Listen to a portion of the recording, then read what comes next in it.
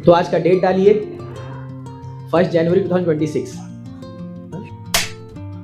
ये नए साल में आप क्या चाहते हैं? कितने लोग को यहाँ हैप्पीनेस चाहिए नए साल में?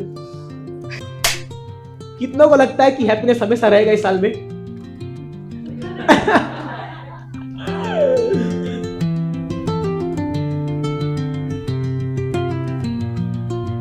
हरे कृष्णा। सभी भक्तों का बहुत बहुत स्वागत है। Once again thanks to Sudam Latpate Prabhu ji and family, जिन्होंने ये इतना अच्छा लोकेशन हमें दिया हमारा नया साल मनाने के लिए फ्री में।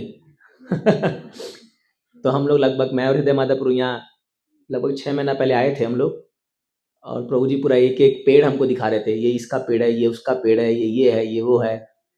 तो फिर प्रभु जी की बहुत इच्छा थी कि सारे ग्रुप यहाँ पर आए, एंड उनके ही इच्छा से और आप सबके डिटर्मिनेशन से भगवान ने आज ये मौका दिया है कि सभी वैष्णवगण यहाँ पर बैठ करके हरि कथा करेंगे पूरा दिन भर। तो अब ये जगह जो है पावन तीर्थ स्थल बन जाएगा बिकॉज ऑफ वैष्णवास। हरि बोल। तो भक्तों के प्रेजेंस से जहाँ पर भक्त लोग आकर के हरि का कीर्तन करते, कथा करते हैं, वो जगह तीर्थ बन जाता है। मतलब एटलीस्ट अब आगे कैसे मेंटेन करेंगे उनकी इच्छा है, लेकिन अभी आज के लिए तो बन जाएगा क्योंकि आप सब यहाँ मौजूद है। तो because it's a new year day, तो आप सबके बहुत सारे प्लान्स होंगे आगे। You might have thought many things. तो हम आज एक स्पेशल टॉपिक को पूरा कवर करेंगे और होल डे उसी थीम को लेकर के हम कुछ एक्टिविटीज करेंगे और बहुत सारी चीजें करेंगे। तो नोटबुक और पेन लाए हैं आप लोग, तो उसको निकाल लीजिए। तो आज का डेट डालिए 1 जनवरी 2026। अभी आप सबको थोड़ा सा राइटिंग प्रैक्टिस करना होगा, थोड़ा सा। तो वैदिक शास्त्र में हम लोग पढ़ते आ रहे हैं, सुनते आ रहे हैं कि अथा तो ब्रह्म जिज्ञासा ये मनुष्य जन्म मिला है ब्रह्म की जिज्ञासा करने के लिए, भगवान की प्राप्ति करने के लिए। अब मुझे बताइए, ये नए साल में आप क्या, अच्छा we can have one more mic if possible. ये नए साल में आप क्या चाहते हैं? एक ऐसी चीज बताइए अभी जो ये नए साल में आप चाहते हैं, really you want to seek. नए साल या कोई भी साल में, नया साल फिर पुराना हो जाएगा। तो what we are looking for in this life, हम क्या चाहते हैं? ये प्रश्न कई बार हम पूछते हैं, बट आज मैं आपको अलग चीज बताऊंगा, इसलिए मैं पूछा था क्या चाहते हैं आप? नया साल कैसा हो आपके हिसाब से? एनीबॉडी क्विकली फटाफट बोलते जाइए, कैसा चाहते हैं आप? नया साल कैसा हो आपके लिए? हरे कृष्ण प्रभु, पिछले साल में जो हमारी गलतियां हैं उस पर सुधार हो, भक्ति में कुछ वर्धन हो। भक्ति वर्धन हो, चलो अच्छी बात है, ठीक है। What else? Who wants what? आज तो आप कुछ डिजायर करेंगे ना, कुछ तो विश करेंगे ना भगवान से। इतना पूरा होल डे दे रहे हैं, समय दे रहे हैं, तो आपको क्या चाहिए? बोलो साइकिल को। मुझे प्योर डिवोटी बनना है प्रभु जी इस साल से। अरे बाबा, इस साल मुझे 16 साल हो गए, मैं नहीं बन पाया प्रभु जी। अगर आप एक साल बन जाओगे तो हमें भी फॉर्मूला बता देना। Very nice, that's a good design. आज से बनना है, ठीक है, आज से बनना है, ठीक है। शाम तक तो बना देंगे आपको, एटलीस्ट थोड़े लेवल बना देंगे, फिर बाद में आपकी इच्छा। Anybody, what do you see? क्या चाहिए आपको? बताइए। जो डिजायर करेंगे वो मिलेगा, because we have come for that retreat. तो हम जो डिजायर करेंगे वही हमको मिलेगा, करेक्ट? बताइए। हरे कृष्ण प्रभु जी, मैं सेवा करना चाहती हूँ। सेवा चाहिए, वाह। और क्या चाहिए? हरे कृष्ण प्रभु जी। हाँ। इस साल में हम भगवान के अच्छे से अच्छे, इस साल तक यहाँ तक किया है उससे भी बेटर आगे करना चाहते हैं सेवा। सही बात है, तो इन जनरल। बट हम क्यों चाहते हैं भक्ति? क्यों अच्छा भक्ति चाहते हो आप लोग? सब लोग जो बोल रहे हैं कि हम सेवा करेंगे, भक्ति चाहते हैं, क्यों?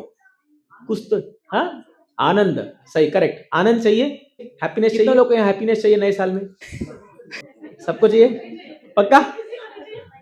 कितनों को लगता है कि हैप्पीनेस हमेशा रहेगा इस साल में? So yes, अच्छा अभी मैं आपको एक एपिसोड बताता हूं, आप बताइएगा do we really want happiness? ठीक है। तो आई थिंक पिछले क्लास में, भक्ति तो क्लास में हम लोग नहीं, शायद पिछले क्लास में हम कुछ लीला नहीं, पिछले क्लास में हम लोग कृष्ण स्मरण का चैप्टर डिस्कस कर रहे थे।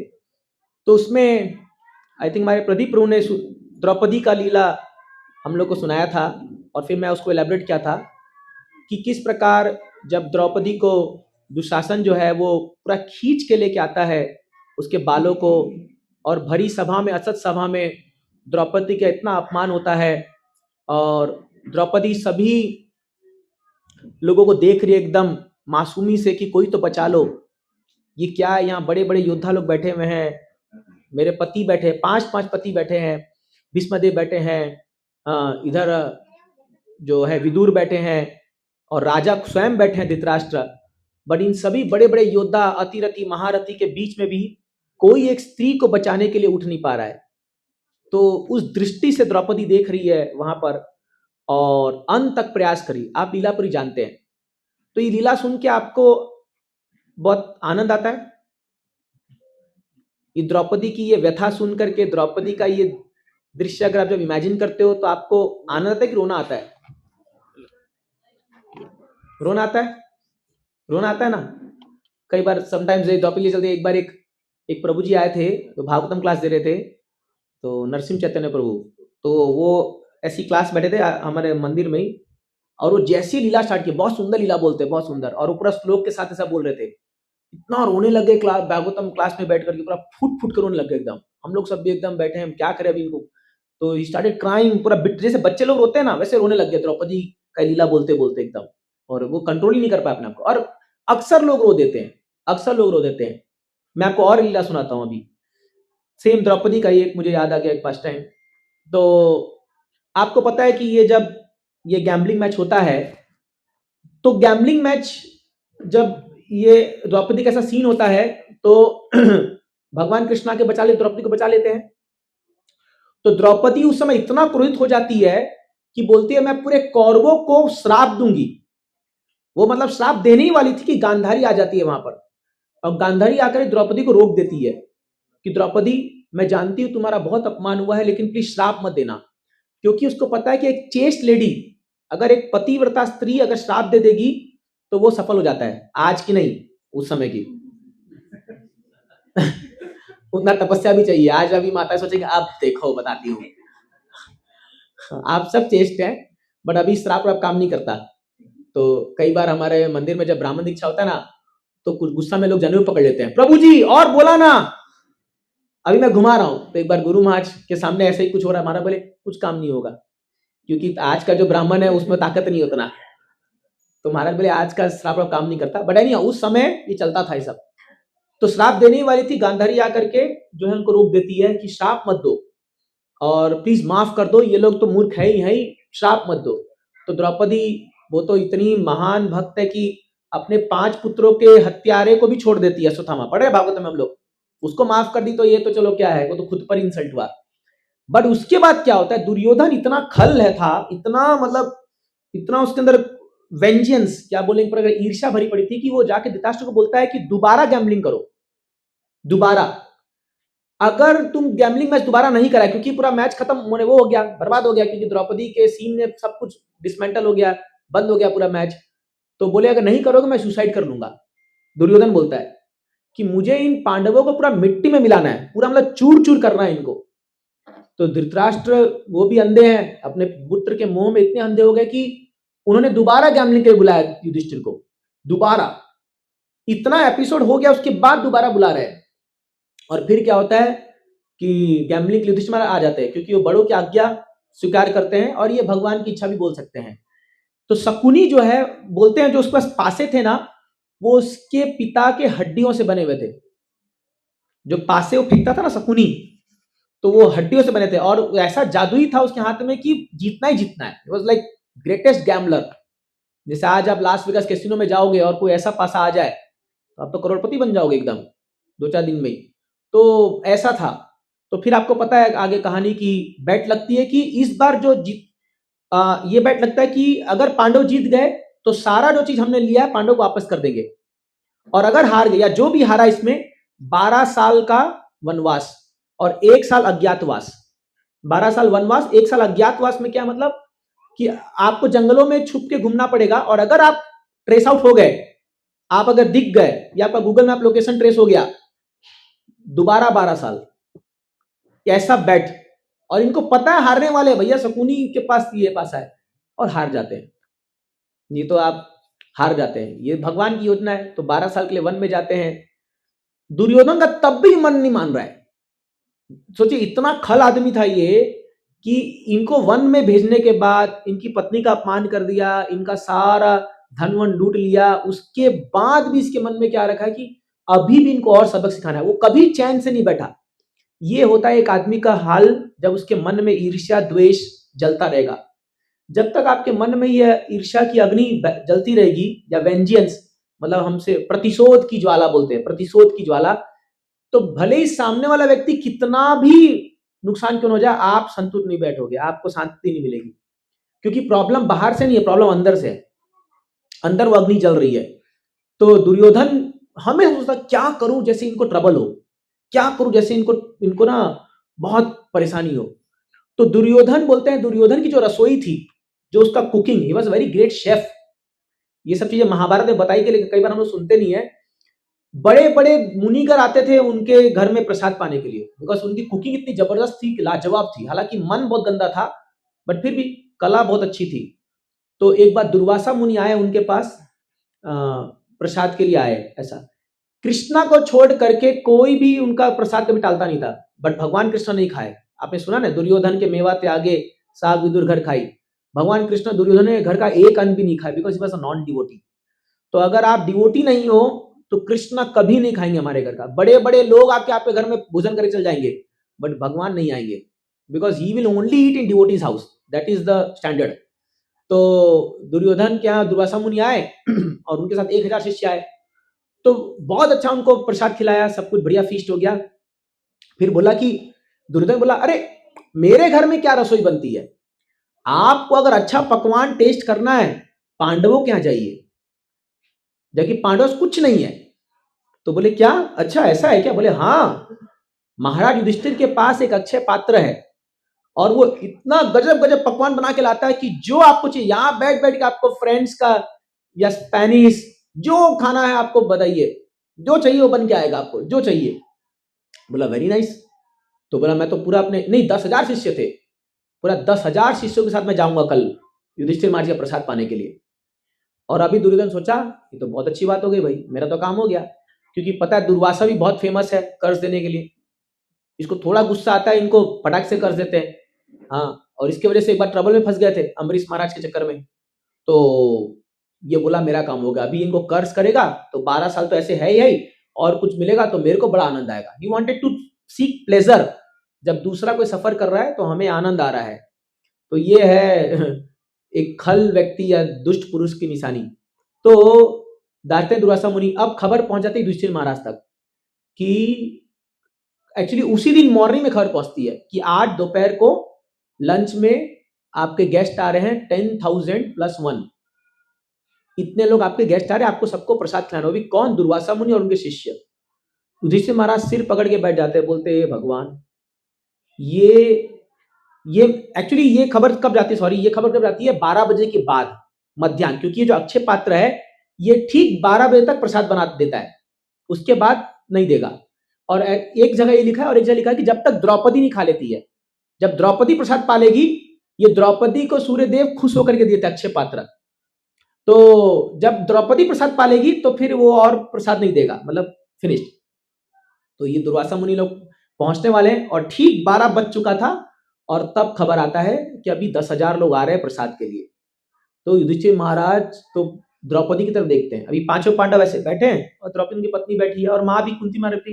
युधिष्ठिर महाराज द्रौपदी को देखते हैं कि क्या करे, अभी ये 10,000 लोग आ रहे हैं, क्या करे अभी। तो द्रौपदी पूरा सिर नीचे झुका लेती है और द्रौपदी बोलती है मैं तो प्रसाद पा ली, और अभी ये जो अक्षय पात्र है ये अब और नहीं, 12 भी बज चुका है, अभी मध्याह्न हो गया है और मैं प्रसाद पा चुकी हूँ, देयर इज नो वे। और अभी वो लोग 1-2 घंटे में पहुंच जाएंगे, कैसे प्रसाद बनाएंगे। देखिए उस जमाने में कोई अगर साधु संत आपके घर में आ गया और अगर बिना प्रसाद उसको प्रसाद नहीं गया, मतलब बहुत बड़ा अपमान है ये। मैंने इतना बड़ा घोर वो लगता था लोगों को कि मतलब मर जाना इससे अच्छा है। It was a standard. आजकल तो ऐसा फॉलो नहीं होता है, लेकिन उस समय में ऐसा रूल था। तो द्रौपदी पूरा सिर पटक ली, द्रौपदी पूरा सिर झुका कैसे बैठी हुई है, सब सिर झुका लिए, बोले गए कुछ नहीं कर सकते अभी हम लोग। और द्रौपदी ऐसे सिर झुकाई हुई है और वो उस दिशा में देखती है जो रास्ता द्वारका जाता है। जो एक रास्ता है, मतलब ऐसे बहुत सारे रास्ते बने होंगे जंगल में, तो उस दिशा में देखती है जो रास्ता द्वारका जा रहा है। ऐसे ही झुका करके ऐसे ऊपर के देख रही है कि काश ये खबर कृष्णा तक पहुंच जाए, काश कृष्णा को पता चल जाए कि ऐसा हो गया है, काश। ऐसे याद करिए भगवान को। और आप यकीन मानेंगे, जैसी ऐसे नजर ऊपर उठाती है, सामने से चैरियट आ रहा है। एक चैरियट आ रहा है, एकदम खट खट खट खट आता है और उतरता है। और उसे कौन उतरते हैं? भगवान कृष्ण उतरते हैं। द्रौपदी देखती, मधुसूदन तुम कैसे आ गए? तुमने याद किया, मैं आ गया। भगवान बोले, just imagine the reaction time. मतलब खाली ऐसे देखी है वो, और वो अभी याद कर रही है कि भगवान काश तुम यहां होते तो हम बच जाते। यही, और भगवान उतर के आते हैं। और द्रौपदी बोलते, द्रौपदी क्या हो गया? बोले, भगवान ऐसे ऐसे हो गया, 10,000 लोग आ रहे हैं और मैं तो अच्छे प्रसाद पा चुकी हूँ और सब कुछ अभी खत्म हो गया, हम लोग क्या करेंगे तुम बताओ। तो बोलते, अक्षय पात्र कहाँ है? तो पहले भगवान बोलते कि एक्चुअली मुझे भी बहुत भूख लग रही है, मैं बहुत जल्दी जल्दी में आया, तुमने टाइम ही 2 सेकंड का दिया, तो मैं 2 सेकंड में द्वारका से भाग के आया हूं, तो मेरे को बहुत भूख लगी है, कुछ खाने के लिए दो। तो बोले, भैया 10,000 एक तो आ ही रहे हैं, +1, यहां तो संख्या बढ़ती जा रही है। जैसे हमारा पोहा का काउंट 75 था, बट कल रात होते थे +10 +15 होते गया। तो आज किसी को रोटी मिला, किसी को कुछ मिला, थोड़ा थोड़ा पोहा मिला, माफ कीजिए उसके लिए, क्या करें, हो जाता है ऐसा। तो ही केम, तो भगवान कृष्ण आए। किसी का फोन बज रहा है। तो भगवान कृष्ण आए और पूछे, वो अक्षय पात्र लाओ मेरे को। तो बोले, सब खत्म हो चुका। बोले, दिखाओ तो सही क्या है। और उसमें से वो देखते हैं एक खाली, बोलते हैं कि कोरिएंडर लीफ, कोरिएंडर क्या बोलते हैं, धनिया, हाँ, एक धनिया का पत्ता लगा हुआ था खाली। और भगवान उसको खाते हैं और बोलते हैं संतुष्टम, मैं संतुष्ट हो गया। और जैसे ही आप भगवान खाते हैं, वो 10,000 मुनि, आपको पता है वो नदी में स्नान कर रहे थे खाने भोजन से पहले, वहां उनको बर्फ आता है, उनको बहुत जबरदस्त, उनको जो है उनको बर्फ ये आता है, डकार आती है जोर जोर से। तो वो लोग बोलते हैं अपने दुर्वासा मुनि को, गुरुदेव को, कि गुरुदेव सडनली ऐसा लग रहा है कि 56 भोग खा लिया है। तो दुर्वासा मुनि बोले कि क्या बात कर रहे हो, सही में? बोले, हाँ लग तो ऐसा ही रहा है। तो बोले, पता नहीं मुझे भी ऐसा लग रहा है ऐसा, ये क्या हो गया?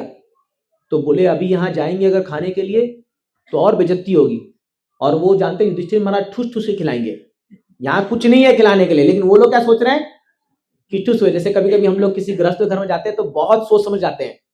मैं हृदय को बोलता हूँ, कम खा के जाओ, मंदिर में कुछ मत खाओ, क्योंकि पता है वो ठूस खिलाएंगे तो हालत खराब हो जाएगी, तो वहीं से भाग जाते हैं। तब द्रौपदी एक श्लोक लिखती है, वो श्लोक मेरे को याद नहीं आ रहा है, बट उसमें मीनिंग क्या है, वो बोलती, हे कृष्णा, तुम ऐसे भगवान हो, यदि समुद्र में कोई आदमी डूब रहा होगा तो क्या प्रोबेबिलिटी की कोई नाव, अगर 20 समुद्र में कोई मान लो डूब गया, पानी के बहाव में बह गया, मान लो नदी में बह करके समुद्र में फेंका गया है, कितनी प्रोबेबिलिटी की कोई नाव उसको मिल जाए और बच जाए? कोई रेगिस्तान में, अगर कोई रेगिस्तान में सूखे से आदमी मर रहा होगा तो कितनी प्रोबेबिलिटी की कोई उसको रास्ता में कोई पानी देने वाला मिल जाए? ये कोई संभावना है? कोई संभावना नहीं है। बोले, यदि सूर्य, ऐसा हो सकता है कि पूरा घोर अंधकार है, अभी रात का 12-1 बज रहा है और सडनली सूरज उग जाए, ये पॉसिबिलिटी है? ये कोई पॉसिबिलिटी नहीं है। ये तीनों चीज हो सकती है कि रेगिस्तान में किसको पानी नहीं मिल सकता है, रात को सूर्य नहीं उग सकता, प्रोबेबिलिटी नहीं है। लेकिन ऐसा कभी नहीं होगा कि किसी संकट में आपके भक्त आपको पुकारे और आप मौजूद नहीं होंगे, ये कभी नहीं हो सकता। तो ये हो सकता है कि रात को सूर्य उग जाए, बोले रात को 12 बजे सूर्य उग जाए, ये भी सब हो सकता है। लेकिन ऐसा कभी नहीं होगा कि कोई आपका प्रिय भक्त आपको पुकारे और आप प्रकट नहीं हो जाओ वहां पर। ये वो बोलती है। तो भगवान कृष्ण बोलते हैं, तुमने सही कहा, ऐसा ही होगा। अगर कोई मेरा डिवोटी मुझे पुकारता है तो मैं आऊंगा, तुम ऑलरेडी एक्सपीरियंस्ड हो, क्योंकि द्रौपदी एक बार टेस्ट कर चुकी है भगवान को। तो ये एक एक्सपीरियंस नहीं है, कई सारे एक्सपीरियंस है। नाउ मैं ये क्यों बोला आपको लीला, सी अभी से हमने कहा आनंद, तो समटाइम वी थिंक दैट हम लोग को केवल आनंद चाहिए, हैप्पीनेस चाहिए, और बट आप देखो कई बार जो बहुत सैडेस्ट मोमेंट होते हैं वो भी आपको प्लेजर देते हैं, होता है कि नहीं होता? कई बार किसी के विरह में जो सुख मिलता है वो किसी के साथ होने पर सुख नहीं मिलता। इसीलिए हमारे गौड़ीय वैष्णव का प्रिंसिपल है विप्रलंब भाव जो है वो संभोग से ज्यादा उसको महत्वपूर्ण दिया गया है। इसलिए हमारे सभी आचार्य जो हैं राधा और कृष्ण के जितने मिलन का स्टोरी नहीं लिखे हैं उतना विरह का स्टोरी लिखे हैं, उतना। अब विरह के स्टोरी में आप सुनोगे तो खाली रोओगे, बट उसका जो प्लेजर है, कैसे चैतन्य महाप्रभु गाते हैं, सुन्यायितम जगत सर्वम गोविंद विरहे नमे। भगवान वो गा रहे, महाप्रभु रो रो के लिख रहे हैं वो चीज को, लेकिन फिर भी इतना प्लेजर वो एक्सपीरियंस कर रहे हैं। हम लोग गंभीरा गए थे, आप देखे वहां पर कैसे महाप्रभु रोते थे, राधा रानी के भाव में थे, कृष्ण के लिए रोते थे, लेकिन जो प्लेजर वो एक्सपीरियंस करते थे वो अनइमेजिनेबल है। So actually we are not looking for happiness, we are looking for one term which is known as rasa. ये है रसा।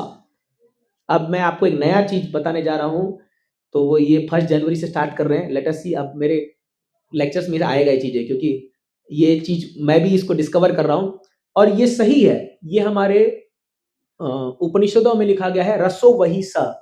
भगवान कृष्ण रस के मूर्तिमान स्वरूप हैं, रसो वही सह। और इनफैक्ट भक्ति रामामृत सिंधु को जब रूप गोस्वामी स्टार्ट करते हैं तो सबसे पहला जो श्लोक लिखते हैं वो लिखते हैं अखिल रसामृत मूर्ति।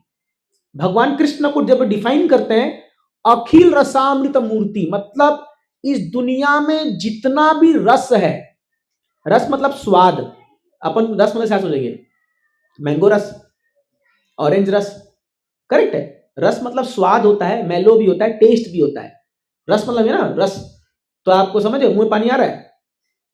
तो जो भी फेवरेट आपका रस है, कोई भी आदमी दुखी होगा उसको एक रस दे दो, वो सुखी बन जाता है, अगर उसका फेवरेट रस दे दोगे तो। We are all looking for rasa, mellows, मेलोज। और वो जब मेलो हम एक्सपीरियंस करते हैं then we feel so happy inside and so calm down. इससे जब आप देखते हो, कई बार आप ऐसी कोई लीला सुनते हो भगवान की, जैसे मैंने आपको एक लीला सुनाई, तो यू फेल्ट समथिंग हैपनिंग, अरे यार क्या, आप जब मैंने वो सीन बोला कि जब वो उठी और देखी भगवान सामने सर, कैसा लगा आपको? आपको लगा ना वाओ, वो सीन को इमेजिन करो कि द्रौपदी अभी बैठी है, ऐसे ही फॉरेस्ट होगा और वो बैठी है और एकदम मैंने पूरा हार चुकी, अब कुछ नहीं हो सकता, and then she lifts her eyes and sees O Lord is coming. क्या फील हुआ होगा उसका, आप सोचो। मान लो ऐसा ड्रामा देख रहे हो, ऐसा कोई ड्रामा चल रहा है और ऐसा ड्रामा में भगवान एंट्री कर रहे हैं, क्या फील होगा आपको, सोचिए। ऐसे कई सारे सीन होते हैं, कई सारे ऐसे सीन होते हैं। तो मेरे पास तो पूरा खजाना भरा पड़ा है, लेकिन अभी नहीं, अभी कुछ और चीज सिखाना है। तो ये है रस।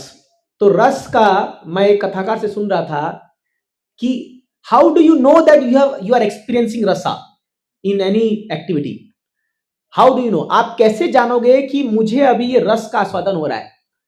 सो देन उन्होंने मस्त बात कही, उन्होंने कहा जब आपके हार्ट से ये फील आएगा, वाओ, सब बोलिए वाओ, जब आपके अंदर से wow, when you feel like this, this is amazing, this is so nice, क्या मजा आ गया। हाँ, कई बार लाइक मैं आपको और एक एपिसोड बताता हूं, जब भरत महाराज आए और देखे कि भगवान राम चले जा चुके हैं, पिता का देहांत हो गया है, हाँ, और कैकेयी माँ उधर उनके लिए गार्लैंड लेके खड़ी है, क्या बेटा इसी का इंतजार था, अब तेरा राज्याभिषेक होगा। तो भरत बोलते हैं, तब तक भरत से पता चल चुका था कि राम जी को भेज दिया है और पिताजी का देहांत हो गया, तो बोलते तू मेरी माँ नहीं हो सकती है, don't call me your son. और तुरंत जो है भरत महाराज सभी अयोध्या वासियों को लेकर के जाते हैं, कहाँ, चित्रकूट, वहां जाते हैं और पूरे अयोध्या वासी सब चल देते, पूरा घर वैकेंट, सब पूरा एबेंडन हो जाता है, पूरा उजाड़ हो जाता है, सभी लोग वहां जाते हैं। And then when he goes there, और भगवान राम को बहुत कन्विंस करते हैं, इतना प्रेशर आता है भगवान राम पर हर तरीके से, वहां पर जो है बहुत सारा, प्रभु कौन है ये, हाँ, नहीं, okay, he is not owner, तो जब भगवान जाते हैं वहाँ, भरत महाराज जाते हैं वहाँ पर, तो भगवान राम पे इतना मेंटली प्रेशर आता है कि मुझे वापस जाना ही पड़ेगा, बहुत बहुत, ये इतना सीन ऐसा हो जाता है। बट फाइनली भगवान राम मानते नहीं है, बिकॉज मर्यादा पुरुषोत्तम है। अगर कृष्ण होते तो शायद मान लेते, शायद। और चैतन्य महाप्रभु तो बोलते चलो मैं आ रहा हूँ, वतन्या है क्योंकि मर सो। राम मर्यादा पुरुषोत्तम, नहीं मतलब नहीं, बोल दिया मतलब बोल दिया। तो भगवान राम माने नहीं। फिर फाइनली डील हुआ कि उनका चरण पादुका जो है वो लेके आएंगे। तो भरत महाराज, अभी सारे अयोध्यावासी लोग नीचे हैं, है ना, ये लोग का वार्तालाप चल रहा है भरत, और सब वेट कर डिसीजन क्या आएगा, सब वेट करे क्या फैसला होगा।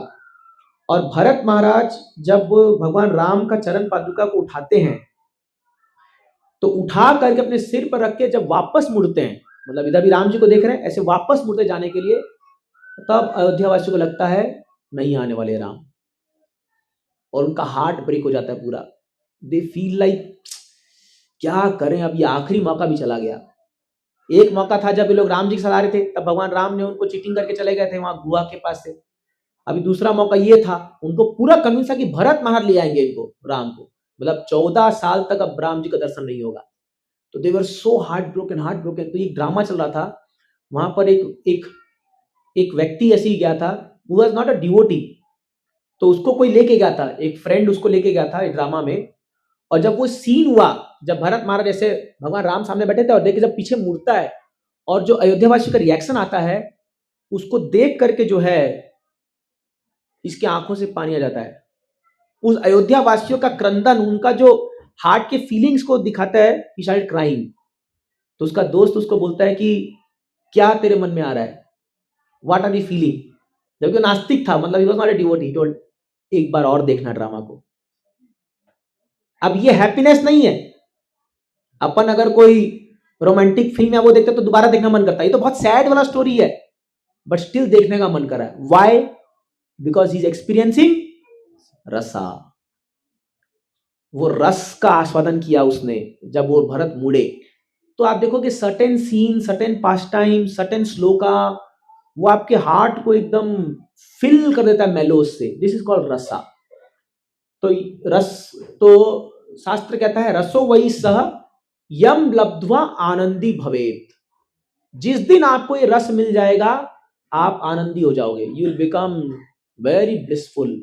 And we are all looking for this rasa. हम पूरे अपने जीवन काल में यही रस को आस्वादन करने का ही प्रयास कर रहे हैं, हर कोई व्यक्ति। चाहे आप एक पति पत्नी हो, चाहे माता पिता हो, चाहे भाई बहन हो, कोई भी क्यों ना हो, वो they are all looking for this mellows. कभी कभी पति पत्नी में झगड़े में भी आनंद आता है कि नहीं आता है? बड़ा हैरानी की बात है ये। इनफैक्ट एक कवि लिखते हैं, तो मुझे बहुत नया नया चीज आजकल डिस्कवरी हो रहा है, मैं पढ़ रहा हूं इनमें, कि जब तक किसी रिलेशनशिप में झगड़ा नहीं है तो प्रेम नहीं हो सकता। Good news for all of you.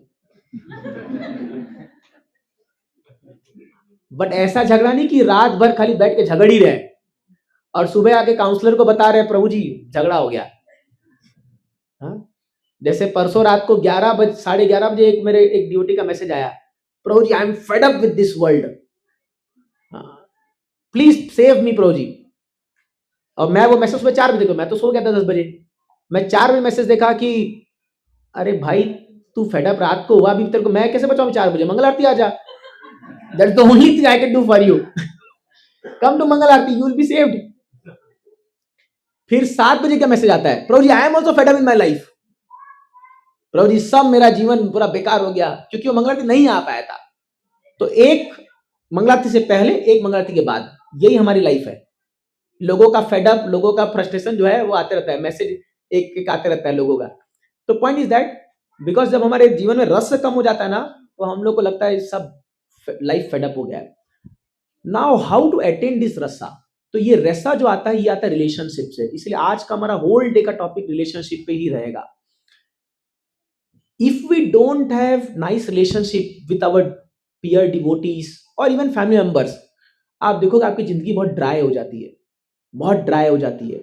और इसलिए आज दिन भर में हम लोग से बात करेंगे, डिस्कशन करेंगे, प्रेजेंटेशन करेंगे, हाउ टू अपलिफ्ट रिलेशनशिप, और खासकर रिलेशंस के बीच में रसा को कैसे बढ़ाया जाए। ये बहुत जरूरी है, ये जानना बहुत जरूरी है। इसीलिए ये सेमिनार लेना, इसको सिखाना ये बहुत जरूरी है। तो if you don't work on this, आपका जिंदगी इतना ड्राई हो जाएगा कि आपको लगेगा ऑल्दो आप भक्ति कर रहे होगे लेकिन आपको कोई आनंद नहीं आएगा, because you are not experiencing rasa in relationship. जितने भी लोग भक्ति करते हैं आप देखोगे वो लोग भगवान के साथ कोई ना कोई रसा का आस्वादन करते हैं। मुख्य रूप में 5 रस का आस्वादन करते हैं, वो आपको पता होगा, मैं सुना होगा। क्या क्या है 5 मुख्य रस? शांत रस, दास्य रस, साख्य रस, वात्सल्य रस और माधुर्य रस। तो हम गौड़िया वैष्णव माधुर्य रस को ज्यादा प्राथमिकता देते हैं, बट जो दास्य रस के भाव जो होते हैं वो भी कोई कम नहीं है।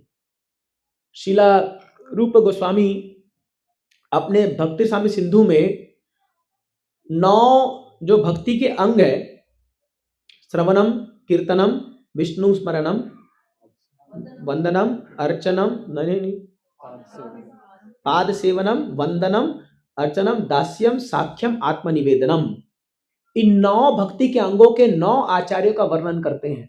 9 आचार्य। श्रवणम के आचार्य कौन है? परीक्षित महाराज। हाँ, कीर्तनम के सुखदेव गोस्वामी। हाँ, देन स्मरणम के प्रहलाद महाराज। हाँ, देन पादसेनम लक्ष्मी जी। पाद सेवनम चरण दबाते रहते हैं हमेशा, पाद छोड़ती ही नहीं है भगवान के चरण को। हाँ, वंदनम, वंदनम, who did the best prayer to Lord while going to Vrindavan? Akrur. हे भगवान, ठीक है कोई बात नहीं, अक्रूर। हाँ, then what is the 6th one? और क्या बचा? पाद सेवनम, वंदनम, अर्चनम। अर्चनम के कौन है आचार्य? पृथु महाराज, 4th कैंटो पृथु महाराज, अर्चनम। देन दास्यम, हनुमान जी। फिर साख्यम, अर्जुन। आत्मनिवेदनम, बलि महाराज। हाँ, तो ये 9 जो है, 9 महाजन, महाजन तो सब स्पेशल नहीं है, लेकिन ये 9 लोग 9 भक्ति के अंगों के आचार्य है। और एक भक्त है जिसने सब प्रैक्टिस किया 9 अंग, कौन है? अम्बरीश महाराज। ठीक है, तो जब रूप गोस्वामी दास्यम का लिख रहे थे तो वो सोचे कि बाकी सब देखो कृष्ण लीला में आ रहे हैं, मैंने कृष्ण लीला विष्णु, लेकिन एक रामलीला से उनको हनुमान जी का नाम लेना पड़ा। क्यों? क्योंकि जब वो दिमाग लगा रहे थे अपना, बोले दास्यम में कोई और फिट नहीं होता हनुमान जी को छोड़ करके। मतलब जो हनुमान जी का जो सरेंडर है भगवान राम के प्रति, अनमैचेबल, कोई मैच नहीं कर सकता। ऐसा नहीं कि कृष्ण लीला में दास लोग नहीं है, बहुत लोग है। रक्तका प्रपंच लिखते हैं उनका नाम, कई ऐसे उनके जो गोपाल सखा जो ग्वाल बाल लोग हैं वो दास्य रस में भी है, but nobody can match Hanuman. तो जो भक्त जिस रस में भगवान की सेवा करता है उसको वो इतना आनंद देता है, इतना आनंद देता है कि उसको लगता है मुझे और कुछ नहीं चाहिए। अगर आप हनुमान जी को बोलोगे कि चलो तुमको गोपी बना देंगे, बोलेंगे हट पहले अपने पकड़ो इसको, no I don't want to be servant. स्वयं चैतन्य महाप्रभु चेंज नहीं कर पाए। मुरारी गुप्ता उनका एक भक्त था जो हनुमान जी के भाव में था, और महाप्रभु बोले कि अरे मुरारी गुप्ता तुम कृष्ण का नाम ले लो, उसके मुंह से खाली राम राम राम निकलता था। तो बोले महाप्रभु बोले कृष्ण का नाम लो, महाप्रभु गुरु है। तो मुरारी गुप्ता बोला, बहुत प्रयास किया, कृष्ण बोले जा रहा है राम, राम, कृष्ण बोले जा रहा है राम निकल रहा है मुंह से। तो ये क्या किया, बोला मेरे गुरु ने आदेश दिया कृष्ण नाम लेने के लिए, मेरे मुंह से तो राम निकल रहा है, मुझे जीने का कोई अधिकार नहीं है, I am a useless fellow, let me commit suicide. सोचो ये लोग इस बात के लिए सुसाइड कर रहे हैं। यहां पर लोग इस बात की सुसाइड कर रहे हैं कि मुझे लड़की नहीं मिली, 31 को किसी और साथ पार्टी में चली गई। क्या बकवास बकवास बात के लिए लोग सुसाइड कर रहे हैं। और हमारे ड्यूटी लोग देखो किस बात के लिए सुसाइड कर रहे हैं कि मेरे गुरु ने मुझे कृष्ण कहने कहा और मेरे मुंह से राम निकल रहा है, इस बात के लिए बोलते मैं सुसाइड करूंगा, और पूरा प्लान बना लिए थे। महापुरुष तो अंतर्यामी परमात्मा है। हाँ, तो आप अरे बहुत सुंदर एपिसोड चैतन्य भागवत में ये। तो मुरारी गुप्ता एक पता एक सुसाइड भी कैसे करने के लाए थे, एक वो जो चॉपर होता है ना जिससे सब्जी काटते हैं, वो लेके आए थे कि मैं मेरे शरीर को टुकड़े टुकड़े कर दूंगा। अब पता नहीं कैसे करेंगे, एक बार मारने में तुम्हारी याद, फिर कैसे करेंगे तो पता नहीं, ऐसा लिखा हुआ है चैतन्य भागवत में, तो मुझे जहां तक याद आ रहा है। तो बोले कल सुबह मैं अपना शरीर त्याग रहा हूं और मुझे जीने का अधिकार नहीं है, क्योंकि चैतन्य महाप्रभु का मैं जीवन मतलब उनका आज्ञा पालन नहीं कर पा रहा हूं। क्या फायदा ऐसे शिष्य का जो गुरु की आज्ञा नहीं पालन कर पा रहा है। तो फिर रात को शाम को महाप्रभु आते हैं उनके घर में, मुरारी गुप्ता घर में, लगभग 7-8 बजे आते हैं और नॉक नॉक करते हैं। मुरारी गुप्ता खुलता है, महाप्रभु आप अभी कैसे इतना रात को? बोले नहीं, सडनली आपसे मिलने का मन हो गया और मैं आपसे, महाप्रभु सबसे मिलते रहते अपने भक्तों से। महाप्रभु आए, प्रसाद सब बढ़िया उनको खिलाया, सब कुछ किया। तो फिर महाप्रभु जाने के लिए हुए तो महाप्रभु बोलते हैं मुरारी गुप्ता एक बात बताओ, कल का क्या प्लान है? बोला कुछ नहीं, कुछ तो स्पेशल प्लान होगा, कल 1 तारीख है। तो फिर महाप्रभु बोलते हैं क्या प्लान कर रखे हो? हाँ, तुम्हारा शरीर मेरा प्रॉपर्टी है। महाप्रभु बोलते हो समय, यू आर माई प्रॉपर्टी, तुम मेरे शिष्य हो, you can not give up your life, तुम अपना जीवन नहीं दे सकते, तुम मेरी संपत्ति हो। जाओ लाओ वो जो चॉपर लेके आओ, जाओ लाओ, आप दो तुमको। कहाँ से लाओ? और आप यकीन नहीं मानेंगे, मुरारी गुप्ता बोलता है ये भगवान आपको कैसे पता चला? बोला अरे बाबा, ये शरीर का जो अंग होता है ना, जैसे आपका मान लो उंगली में कुछ चोट लगेगा या कहीं चींटी घुस जाएगा, धोती उती में चींटी काटेगा, पता नहीं चलेगा आपको। तो महाप्रभु बोलते हैं कि जिस प्रकार अपने शरीर के अंग में जब कुछ होता है तो पूरे चेतना में आ जाता है, अगर तुम्हारे जीवन में कुछ भी होता है तो मुझे महसूस होता है। सोचिए, ये होता है गुरु, ही फील्स दैट। बोले चुपचाप चौपर लाओ। फिर महाप्रभु पर एक श्लोक बोलते हैं धन्य से ही शिष्य ये ना छाड़े प्रभुर चरण। अरे वो शिष्य धन्य है जो अपने प्रभु का चरण नहीं छोड़ता। धन्य से ही प्रभु ये ना छाड़े निज जन। और वो भगवान ही महान है जो अपने भक्तों को छोड़ते नहीं है, और ऐसा भक्त भी महान है जो भगवान को छोड़ता नहीं है। अरे तुम इटर्नली राम के सर्वेंट हो, महाप्रभु ने कहा, तुमको कोई बदल नहीं सकता और तुम इसी में ही खुश रहो, ऐसा महाप्रभु को बोलते हैं। This is devotion, this is relationship between a devotee and Lord and even devotee and spiritual master। ये एक रिलेशनशिप होना चाहिए। तो इतना रस का स्वादन करते हैं ये रस, ये लोग अपने भक्ति में, कि इनको कुछ भी हो जाए ये उसको पात को छोड़ेंगे नहीं। तो ये 5 मुख्य रस है। तो ये जो रस की मैं आपको बात बता रहा हूं, now for us to experience this rasa we need to do certain things, we need to do certain activities और where to take the first step, या हम लोग को इसमें आगे बढ़ना होगा इस रिलेशनशिप को एस्टैब्लिश करने के लिए। तो इसीलिए हमें ये जो रस का जो आस्वादन है, हम लोग इस भौतिक दुनिया में चखने का प्रयास कर रहे हैं। हम सब लोग, जितने भी हम लोग जो जीवात्मा संसार में आए हुए हैं, ये जो रस मैंने आपको बताया, अभी द्रौपदी का लीला बताया, अभी हम मुरारी गुप्ता का बताया, चैतन्य महाप्रभु से हनुमान का बताया, रामलीला से, तीनों लीला से मैंने आपको एक रस बता दिया, कृष्ण लीला से, रामलीला से, चैतन्य महाप्रभु लीला से। हम लोग क्या चाह रहे हैं, यही रस को हम लोग इस वर्ल्ड में एक्सपीरियंस करने का प्रयास कर रहे हैं, और इसीलिए हम लोग फ्रस्ट्रेट हो रहे हैं। क्यों? उसका कारण है, उसका 3 मुख्य कारण है, आप पहले भी सुन चुके होंगे। पहला, जिस व्यक्ति से हम ये रस चाहने का प्रयास कर रहे हैं वो टेम्पररी है, वो व्यक्ति टेम्पररी है। लिखिए इसको आप, ये काम आएगा आपको। वो व्यक्ति टेम्पररी है। In this material world every living being from whom we are trying to experience rasa is temporary, वो परमानेंट नहीं है। हाँ, हरि बोल। Second, thank you Prabhu ji, Hare Krishna, जय हो, Hare Hare, thank you Prabhu ji, thank you so much. तो पहला है वो टेम्पररी है। दूसरा, जिस व्यक्ति से आप रस का एक्सपेक्टेशन कर रहे हो उसके पास लिमिटेड क्वांटिटी है। अरे उसकी टंकी में रस कम है, उसकी टंकी में 500 ml रस, आपको चाहिए 5000 लीटर, कहां से होगा? समझ रहे हो ना? तो उसके लिमिटेड क्वालिटीज है जिससे आपको वो रस दे सकता है। एंड तीसरा, वो व्यक्ति, एक व्यक्ति इस दुनिया में एक बार में एक ही आदमी से डील कर सकता है, वो इतने लोगों को जो है ये प्लेजर नहीं दे सकता, ये एक्सपीरियंस नहीं दे सकता। So because of this limited quantity, because of this limitness, we are getting frustrated in our endeavor to experience rasa। हम लोग को फ्रस्ट्रेशन होता है इसके मामले में। तो हम उम्मीद बहुत ज्यादा कर लेते हैं सामने वाले व्यक्ति से। Like for example husband wife, तो अगर वो अपने पार्टनर से बहुत उम्मीद करके रखे हैं कि ये ये करेगा, ये मेरे को मॉल भी लेके जाएगा, हाँ, ये मेरे लिए खाना भी घर में बनाएगा, हाँ, यही जो है, हाँ, सारी जो मेरी सारी जरूरतें को यही पूरा करेगा ये। और हस्बैंड वाइफ से उम्मीद कर रहा है ये झाड़ू भी मारेगी, ये पोछा भी मारेगी, मेरा कपड़ा भी धोएगी, मेरा माला भी यही जब कर देगी। तो एक इनकम्पैटिबल सिचुएशन बन जाती है जहां एक्सपेक्टेशन बहुत ज्यादा है और डिलीवरी बहुत कम हो जाती है फिर। और वहीं पर जब ये गैप आता है, when there is gap between delivery and expectation, there comes frustration, quarrel, और जो भी मनमुटाव जो होते हैं, आप एक्सपीरियंस्ड हो, ये उसकी वजह से होते हैं।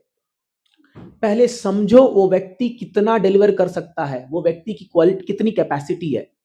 और कई लोग ये जान नहीं पाते हैं। रिलेशनशिप में बहुत इंपॉर्टेंट है जानना। जिस दिन आप ये जान जाओगे ना, आपका बहुत बड़ा प्रॉब्लम सॉल्व हो जाएगा, मैं सच बता रहा हूं आपको। और शायद आज की शाम तक आप ये जान जाओगे, शायद अगर आप जो जो एक्टिविटी मैं प्लान करके लाया हूं उसमें पार्ट लोगे तो। अगर आप खाली घूमने फिरने आए हो तो फिर मैं कुछ नहीं कर सकता। तो you have to take part in this. Now we will do directive free writing. अभी अपना पेन निकालिए, कॉपी निकालिए, और अब मैं आपको एक चीज सिखाना चाहता हूं जिसका नाम है, मैंने आपको आज एक नया कॉन्सेप्ट बताया, रस्सा। ठीक है, ये आप लोग इसको याद रखिए, ये बहुत इंपॉर्टेंट चीजें हैं। और भक्ति में हम रसा कैसे स्वादन करेंगे मैं आपको धीरे धीरे आगे सिखाऊंगा। ये हमारा पीएचडी कोर्स होगा, बट आफ्टर भक्ति तत्व एंड ऑल, ये आगे आएगा। तो खाली आज मैंने आपको इंट्रोड्यूक्शन दे दिया है। Now next thing is something is known as directive free writing. Directive मतलब directive, direct, DIRECTIVE, free writing. Free मतलब FRE राइटिंग। इसमें आपको क्या करना है, अभी मैं आपको एक टॉपिक बोलूंगा, एक चीज मैं आपको एक लाइन बोलूंगा, आपको अपने पेन को कॉपी में लगाना है और जो आपके मन में आए वो आपको लिखना है। जो आपके मन में आए, आपको सोचना नहीं है, आपको सोचना नहीं है। You don't have to write with your mind, you have to write with your pen. Let your pen decide what to write. You just start it and keep writing. जब तक मैं बोलूंगा नहीं, रुकना नहीं है, ठीक है? Are you ready? मैं बोलने वाला हूं ना अभी। पहले पेन चला के देखो, पेन चल रहा है कि चल रहा है। पता चला आपने 10 साल पुराना पेन निकाल के लाया हो कहीं ड्रॉअर से पता जाम हो गया है ठंडी में। हाँ, ऐसा नहीं है, ठीक है? Are you ready? पक्का? श्योर? ठीक है, तो अपना पेन को लगाइए डायरी पे। और मैं आपको भी चीज बोल रहा हूं, एक दूसरे का नहीं देखना है, ये आपका पर्सनल है, बाद में फाड़ के फेंक देना। शाम को बॉनफायर होगा, जला के फेंक देना उसमें, ठीक है? अगर कुछ पर्सनल चीज लिख रहे हो और आपको लगे, ठीक है?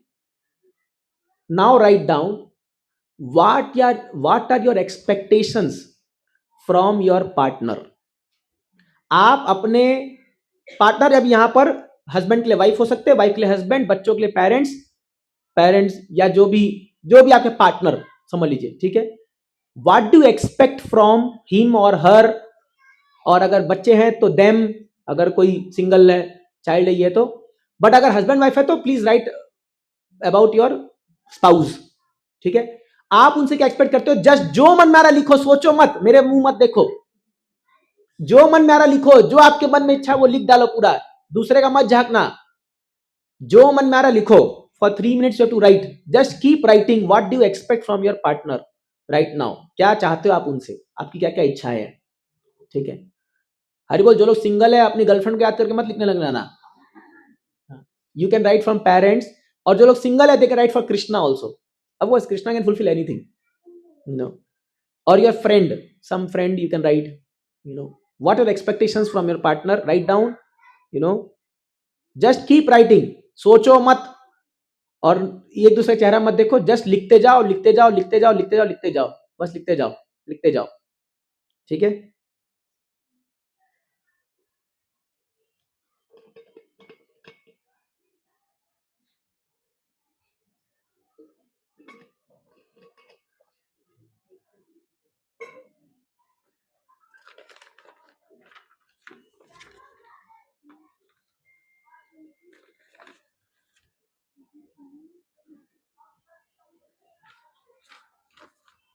Just keep writing. Let your pen think for you, don't think your self.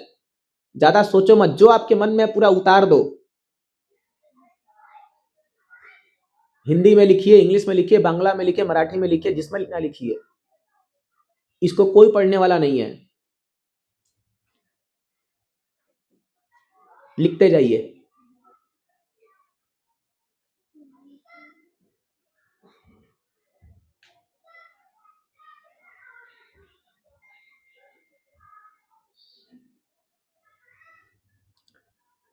Okay, just 1 minute more, 1 minute और।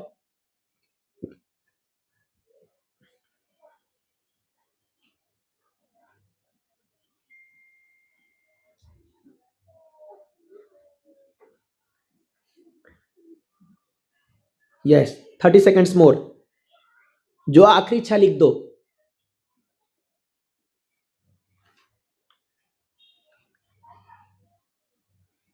Ten seconds more.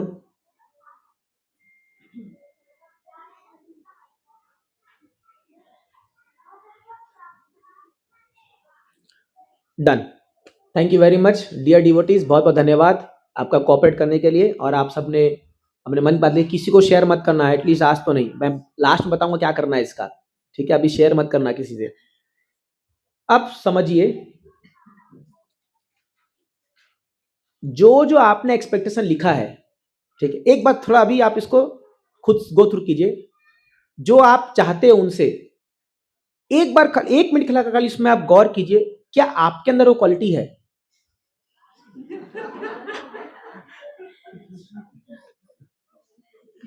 जो आपने अभी भी लिखा अपने पेपर पे, जस्ट उसको 1 मिनट के लिए खाली सोचिए, क्या मेरे अंदर वो क्वालिटी है? What I am expecting from my partner. I know आपने क्या लिखा होगा, इन जनरल तो मुझे पता चल गया होगा क्या क्या लिखा होगा आप लोग ने, हाँ? बट ओके, इसका हम टाइम देंगे आपको सोचने के लिए। Now I will tell you one formula. मैं आपको एक फॉर्मूला सिखाना चाहता हूं जिससे आप रिलेशनशिप को और बेटर कर सकते हो। ये एक अवार्ड विनिंग बुक था डेल कार्ने का, जो मैंने समादर जब मैं कॉलेज के लिए कोई लेक्चर तैयार कर रहा था तब मैं पढ़ा था इस किताब को। तो मुझे वहां पर एक ये अच्छी चीज लगी थी जो मैं बहुत जगह लेक्चर में बोला और कई लोग ने अप्रिशिएट भी किया इसको। एक बहुत सिंपल फॉर्मूला है, अगर आप उसको याद रख लेंगे तो आपका रिलेशनशिप बहुत अच्छा हो जाएगा। और जो आप एक्सपेक्ट कर रहे हैं अभी अपने पार्टनर से या जिनसे भी, आप देखोगे उसमें एक बढ़ोतरी आएगी, एक रिलेशनशिप बेटर होगा। This formula is known as smile. Smile आप जानते हो? स्माइल किसको बोलते हैं? स्माइल कैसा बोलते हैं? स्माइल दीजिए।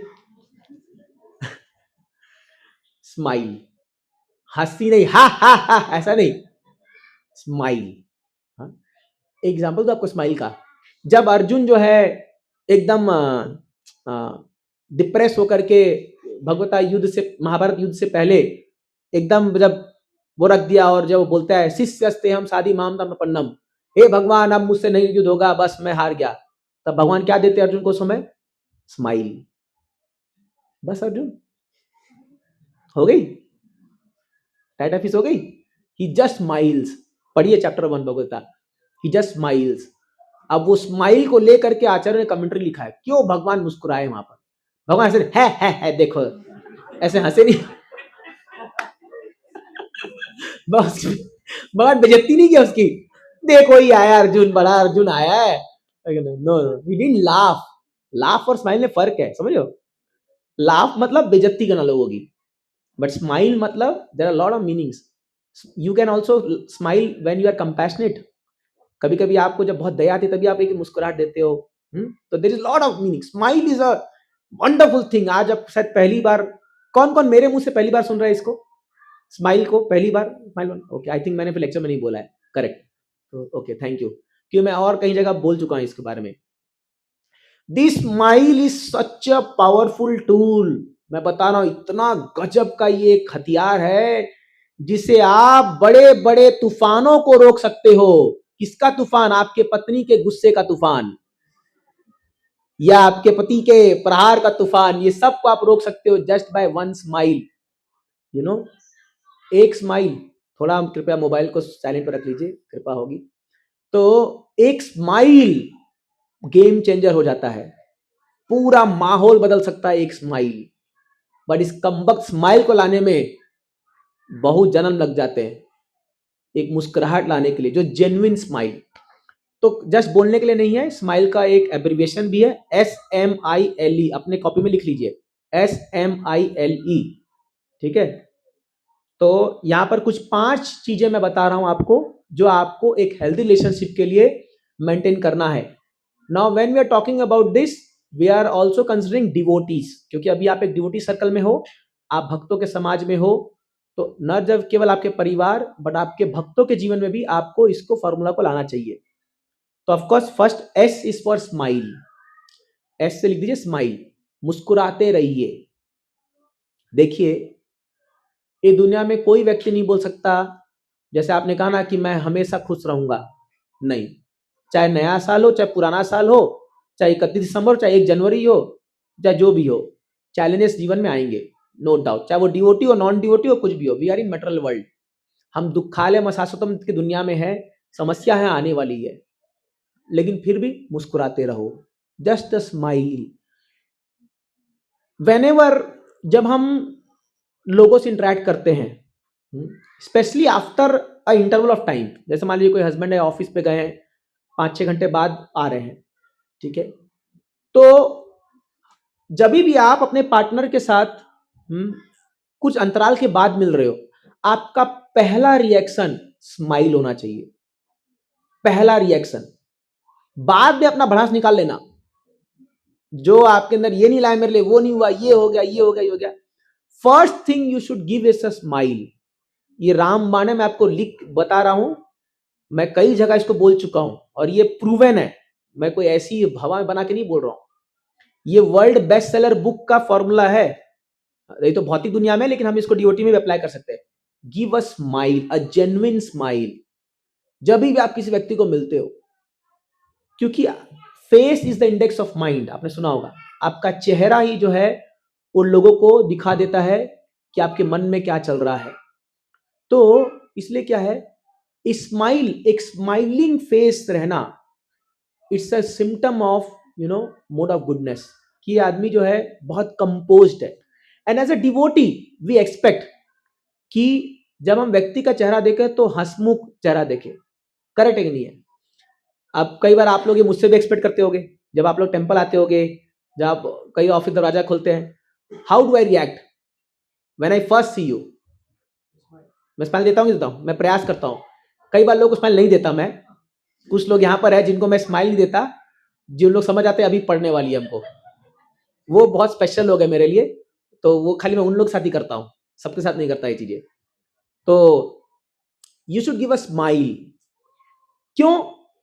जब हमारा रजोगुण बहुत ऊपर बढ़ जाता है ना, उत्तेजना हमारे अंदर आने लगती है, एक सामने वाले व्यक्ति का जेन्युइन स्माइल देख करके काम डाउन हो जाएगा, वो काम डाउन हो जाता है। आप देखोगे, जैसे आप देखियो पेप्सी या कोका कोला का जब लोग ठिप्पी नहीं खोलते तो फुस करके निकलता है कि नहीं, ऐसे ही हम सब भरे रहते हैं दिन भर, negative emotions, negative thought process, ये दुनिया का जो इतना चहल पहल की वजह से हमारा पूरा भर जाता है, वो एकदम गैस भर गया, मतलब उस कार्बन डाइऑक्साइड भर गया।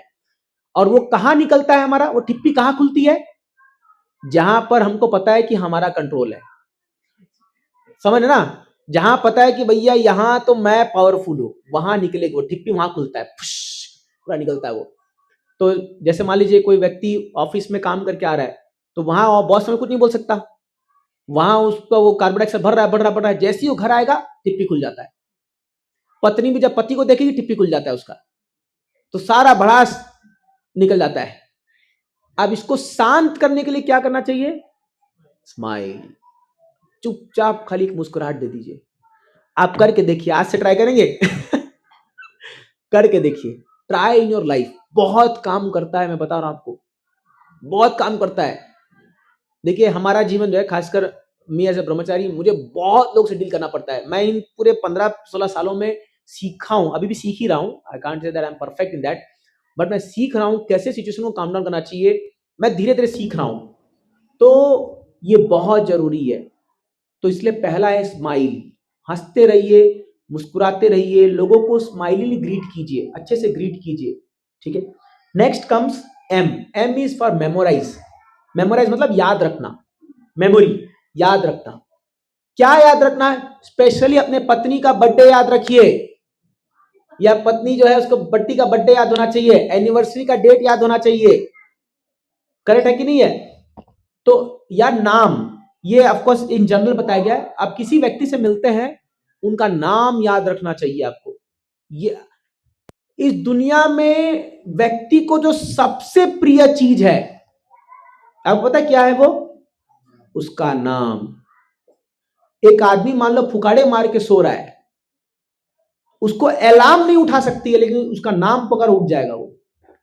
जैसे आज मैं हित माता को उठाया सुबह, प्रभु टाइम हो गया उठो, हित माता प्रभु जाना भी तैयार होकर के, 4 अलार्म लगा के सोया था वो, क्योंकि कल रात को 12 बजे का वो लोग कीर्तन करके सोए हैं, तो मुझे पता है उठेंगे नहीं मंगल आरती में भी, बट वो अलार्म नहीं उठा पाया। लेकिन जब हम नाम पुकारते हैं तो सोचिए, just imagine how do we love our name so much, correct or not? हम अपना नाम कितना प्रेम करते हैं हम, तभी तो हम सोए हुए भी है लेकिन नाम हमको याद रहता है अपना सबकॉन्शियसली, करेक्ट और नॉट? हम नाम बुलाते हैं, उठ नहीं जाते क्या तुरंत? कौन बुलाया कौन बुलाया? या मान लीजिए आप किसी ज्वाइंट फैमिली में रहते हो और आप किसी रूम से क्रॉस किए और समहाउ अगर आपने अपना नाम सुन लिया, तुरंत बोलेंगे कौन बोला था मेरे बारे में? या जैसे मान लो अगेन मेरे घर में 2 चाची और मेरी मम्मी और 5-6 लेडीज सब एक साथ हैं, और मान लो अगर मैं किसी के रूम में बैठा हूं और कुछ 2 लोग बात कर रहे हैं और सामने से तीसरी लेडी पास करी और उसका नाम आ गया, तो बाद में मेरे बारे में बोल रही थी ना। अपना नाम, जैसे अपना नाम आता है, हाउ एक्साइटेड वी बिकम, मेरा नाम मेरा नाम मेरा नाम आया देखो, because we love our name so much. Why? We identify with our name, correct or not? आपको एग्जांपल देता हूं, परसों एक डीओटी, एक ब्रह्मचारी डीओटी आया, तो आप देखोगे मैं मॉर्निंग में मैं अनाउंस करता हूं मंदिर में, तो मैं ही स्वागत करता हूं, तो मैं बोलता हूं मंगल आरती में आए सेवक का हार्दिक स्वागत है, विशेष करके हम स्वागत करते हैं हिज ग्रेस केशव प्रभु का, हरि बोल। मैं बोला बहुत अच्छा प्रभु जी खुश हो जाएंगे, उनको माला पहनाया गया, उनको सब कुछ अच्छे स्वागत किया गया, वेरी हैप्पी।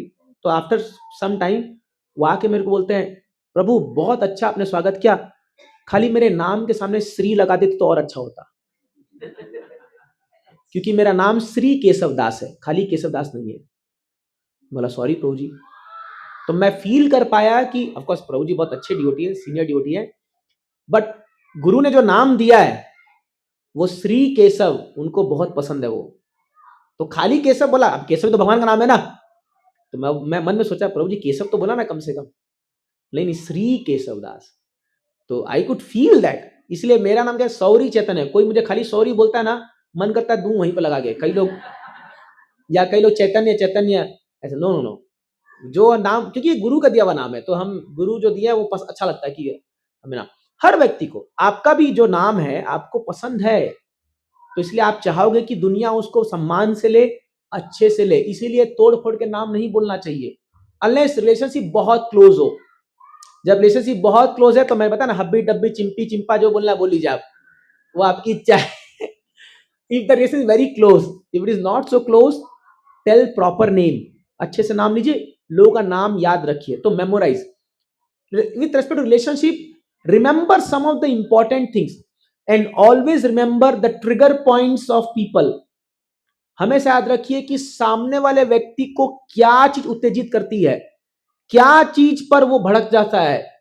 2-4 बार एक्सपीरियंस आपको आ जाएगा। जैसे फॉर एग्जाम्पल, किसी को खाने में मिर्ची पसंद नहीं है, अगर उसके मुंह में मिर्ची आ गई, कौन सी, हरी मिर्ची, आज पोहे में थी हरी मिर्ची थोड़ी बहुत, तो अब किसी को अगर मान लो पसंद नहीं, अगर मिर्ची आ गई, देखो पूरा कोहरा मचा देगा घर में, वो होता है कि नहीं होता है?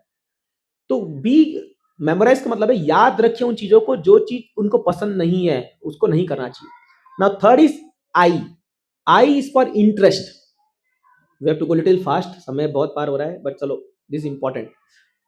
Interest, it's very important. देखिए, हमें किसी भी व्यक्ति से रिलेशनशिप बनाना है ना, हमें उसके जिंदगी में इंटरेस्ट दिखाना चाहिए। Like I can give some examples. क्या चीज उस व्यक्ति के लिए महत्वपूर्ण है, क्या चीज उसके लिए महत्वपूर्ण है, कई बार हम लोग इसको नेग्लेक्ट कर जाते हैं। ऐसा जरूरी नहीं है कि जो चीज आपके लिए महत्वपूर्ण नहीं है वो उसके लिए भी नहीं है, no. Some specially with husband and wife, it's very important. See, आपको लगता होगा कि हम अपने स्पाउस को अच्छे से जानते हैं, नो, ये गलत है। मतलब मैं ऐसा नहीं बोल रहा हूं कि इन दैट सेंस मुझे आपके पर्सनल लाइफ में इंटरफेयर नहीं करना है, बट ये कई बार हम भ्रम में रहते हैं कि हम जानते हैं उनको। No no no no no no, हम लोग कई जन्म से जिंदगी बिता के आ रहे हैं और हमारे बहुत सारे इंप्रेशंस माइंड में हैं। कई बार हम वो डिस्क्लोज नहीं करते। इवन नेक्स्ट जो व्यक्ति हमारे साथ इतने साल से रहा है उसको भी नहीं बताते हम लोग कई बार। Yes, we sometimes we don't disclose many of our things. Why? Because we feel that कि they will not appreciate it or they will not understand me. Correct or not? मैं सच बोल रहा हूं कि नहीं बोल रहा हूं? मैं सच बोल रहा हूं। आप अपना हर एक चीज नहीं बताते हो हर किसी को, ये करेक्ट है। इवन लोग अपने गुरु को नहीं बताते। जैसे कि हमारे गुरु महाराज थे तो इनफैक्ट ऐसा पता गया कि अपने गुरु से कुछ नहीं छुपाना चाहिए, ऐसा बताते। बट वो भी हिम्मत नहीं होती है बोलने की। समटाइम वी फील दैट अरे गुरु महाराज किसी को बोल दिए तो मेरा तो बैंड बज जाएगा। तो so then what we should do, relationship में क्या करना चाहिए? At least we should show some interest in that person, कि जो भी वो कार्य कर रहा है या वो कर रही है, कोई चीजें हैं कि how much that activity values in his और हर लाइफ। हो सकता है वो आपके लिए भी इंटरेस्ट नहीं आपको लग रहा है क्या बकवास की बात है ये। फॉर दैट मैटर कोई मान लो टॉम वो क्या बोलते हैं ये वो कैट और उसका माउस का शो कोई देख रहा है, टॉम एंड जेरी, कोई मान लो वो ही देख के खुशी प्राप्त कर रहा है फॉर एग्जाम्पल। हाँ, अब क्या बकवास है ये, बोरियत चीज तुम देख रहे हो, ये कर रहे हो। लाइक फॉर एग्जाम्पल हमारे घर में जब वो सास बहू का सीरियल चल रहा था तो मेरी ग्रैंड मदर, बाप रे बाप, अगर उनका आप तो एक ही टीवी था हमारे घर में, तो जब एपिसोड आता था ना तो जैसे से शो पॉपुलर होने लगा तो एपिसोड ज्यादा आने लगे, मतलब बहुत अच्छा और पॉपुलर हो जाइए ताकि एपिसोड मतलब वो एड्रेस ज्यादा आएगा तो हमको क्रिकेट देखने मिलेगा। अगर मान लो आप मैंने एडवर्टीजमेंट खत्म हो गया और उनका शो आ गया, आजकल तो आप रिवाइंड करके उसको रिकॉर्ड कर सकते हो, पहले ये सब नहीं था। पहले वो डिश वो चैनल से आता था, वो केबल लगाते थे और उसमें आता था, और उनका 2 सीन भी पार हो गया अगर उनके आंख के कोने से एक टपका गिरेगा, मेरा सीरियल निकाल दिया तूने। जबकि वो अगले दिन रिपीट टेलीकास्ट देखने वाली है। इतना इमोशंस आता था। मेरी ग्रैंड मदर, मैं यकीन नहीं कर पा रहा, आज मैं उसको देख के सोच के हंस रहा हूं। और स्वीट फील्स, और उनका मुंह ऐसा बन जाएगा एकदम जैसे कि अगर अभी उनके सामने आ गए ना तो उनके आंख से एकदम आग निकलेगी और जला के भस्म कर देगी हमको। तो she would become so emotional. उनके लिए वो एक एपिसोड कसौटी जिंदगी के का, जिसमें वो प्रेरणा जो है 4-5 शादी कर चुकी थी और अभी वो कौन से हस्बैंड के साथ जाएगी ये चूज करना मुश्किल है। कई बार ये चारों हस्बैंड एक साथ आते थे और ये बीच में खड़ी है। तो ये लोग भी द्रौपदी को इमिटेट करने का प्रयास किए, बट बहुत गंदा तरीके से प्रयास किया। तो उस सीरियल इतना इंपॉर्टेंट था उनके लिए। तो अभी हमको समझना, and even small small things.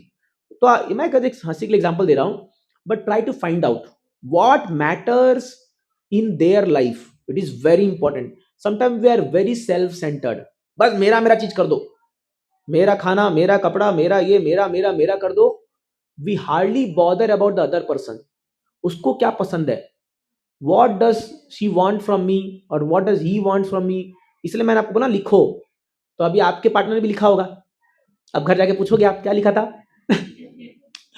And या हम शाम को डिस्क्लोज करा देंगे वो, नॉट पब्लिकली, ठीक है। तो इंटरेस्ट दिखाना लोगों की जिंदगी में, ये बहुत मैटर करता है, ये बहुत मैटर करता है। आप देखिए, जैसे मैंने को एग्जांपल दिया, याद है इस संडे को, कि गुरु महाराज गोपाल कृष्ण महाराज, जब मैं दिल्ली गया था तो मेरी मदर साथ में थी, तो महाराज टेम्पल में थे। मैं इसी संडे को बताता एग्जांपल, कहाँ बताया था मैं, पनवेल में से बता रहा था, पता नहीं, हाँ खारघर में। तो मैं एग्जांपल दे रहा था कि कैसे मेरे मदर का भक्ति शुरू हुआ। तो जब हम दिल्ली गए तो मेरी मदर मेरे साथ में थी, एकदम नए थे, I was in pant shirt, और मैं उसमें कॉलेज में था, एनआईटी में था। तो मैं गया और महाराज जस्ट टेम्पल हॉल में आए, ईस्ट ऑफ कैलाश मंदिर दिल्ली में, और मैं महाराज देख के पूरा हक्का बक्का हो गया। मतलब अभी मैं कैसे महाराज से मिलूं, क्योंकि हम हमेशा काउंसिल के साथ मिलते थे। तो मैं भी हिम्मत कर गया, मैं बोला Maharaj I am from Rourkela and my parents have come. तो महाराज तो बहुत हड़बड़ी में था, कहीं जाना था। महाराज बोले, जैसे ही सुना कि पेरेंट्स हैव कम, तो बोले oh your parents have come, where are दे।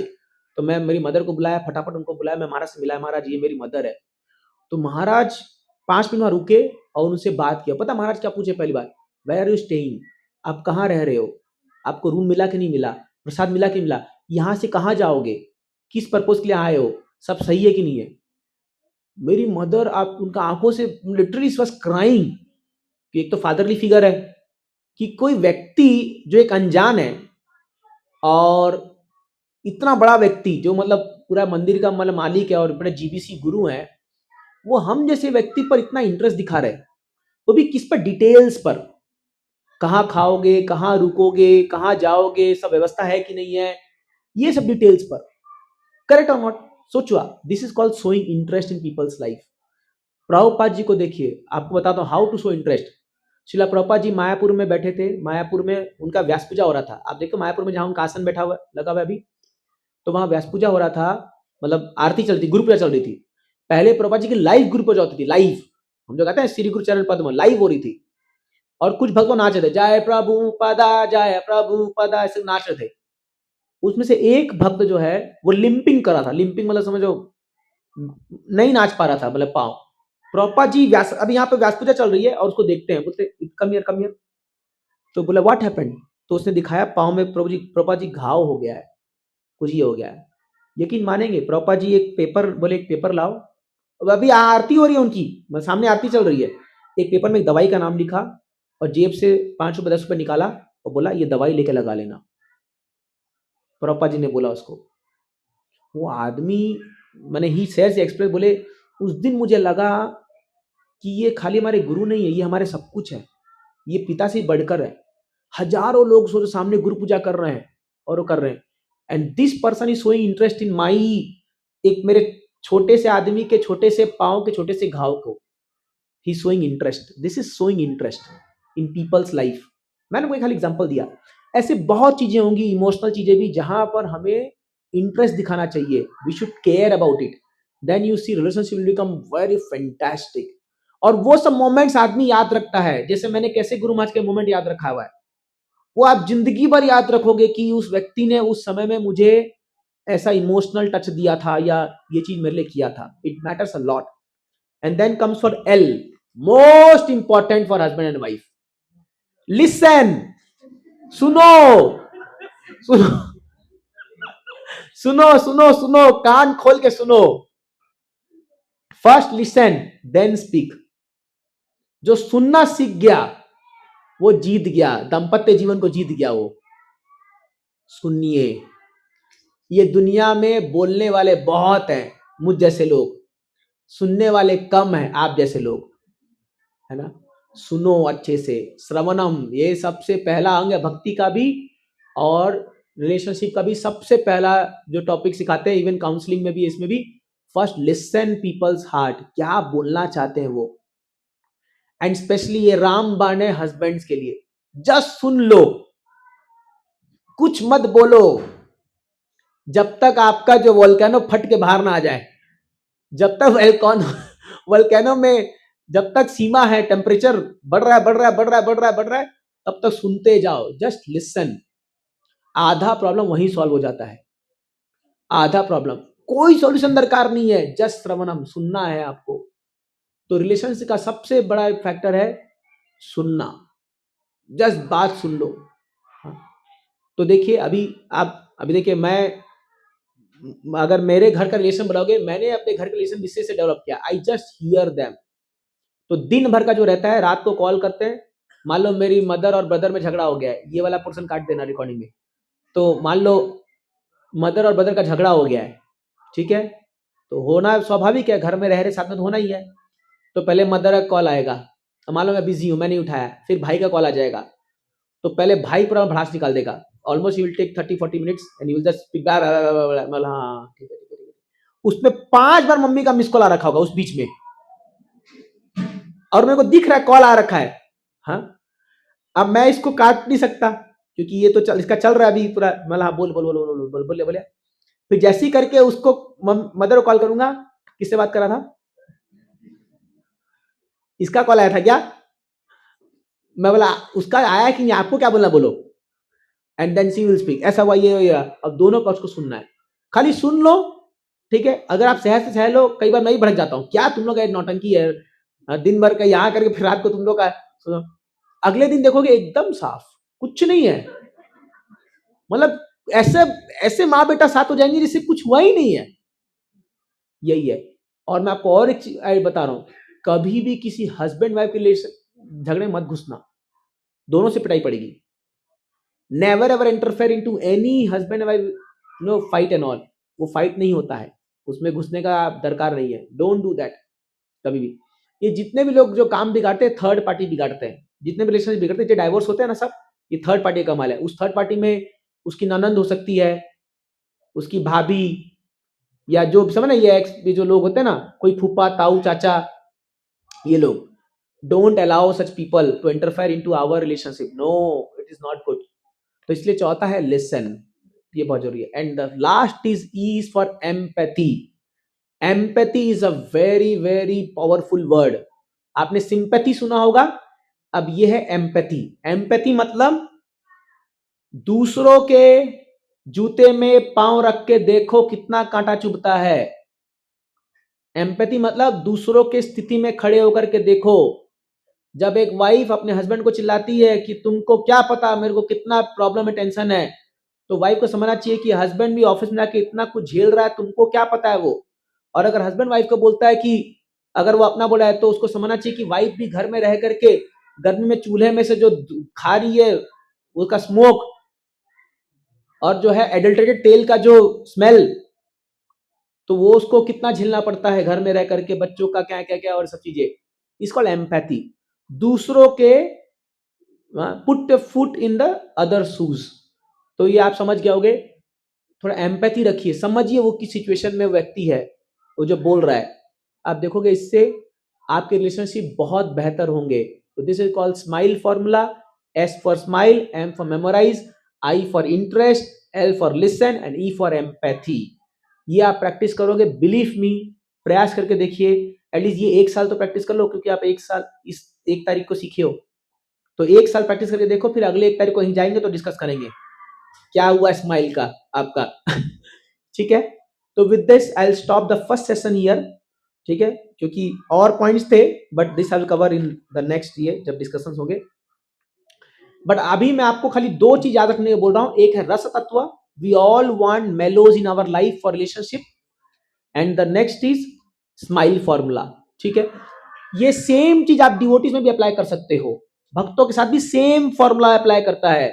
मुस्कुरा के बात कीजिए भक्तों से, उनके बर्थडे वड्डे को याद रखिए, मेमोराइज कीजिए, उनको सुनिए, उनके जीवन में इंटरेस्ट दिखाइए और एम्पैथेटिक बनिए। सेम चीज। Now comes a very interesting programme which is alone with Krishna. तो क्या आप कृष्ण के साथ अकेला समय बिताना चाहते हैं? करेक्ट।